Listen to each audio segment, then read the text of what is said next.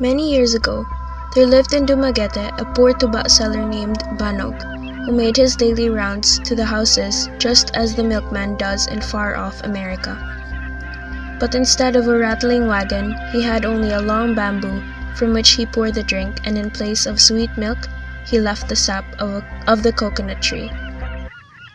Banog, though poor, was respected, and the people tried in every way to help him and his daughter, Catalina. Catalina was a beautiful girl of 16 and very good and industrious. One day, many ships came up from the island of Mindanao. Shouting and waving their terrible knives, they fell upon the peaceful people and killed many, among them poor Banog. Then they robbed and burned the houses, and seizing all the women they could find, set sail for the great southern island.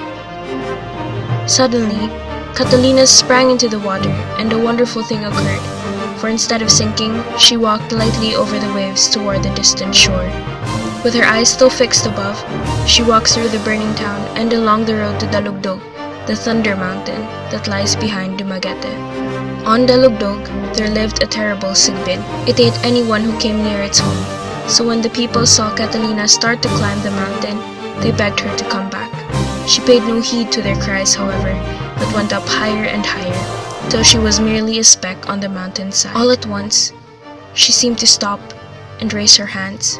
Then a fearful shriek was heard, and the fierce Sigbin came rushing down the mountain.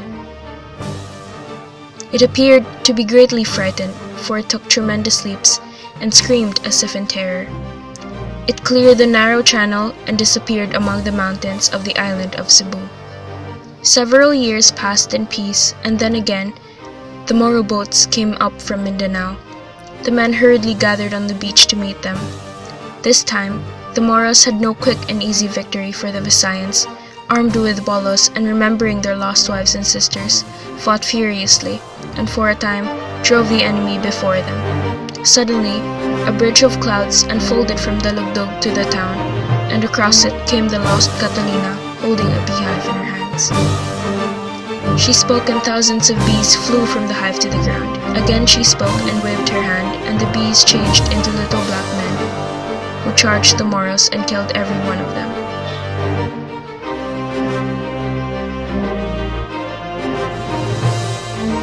Then Catalina went back over the bridge and disappeared once more in the mountain. The little warriors gathered together and ran into the forest and up the mountainside, where they were soon lost to view.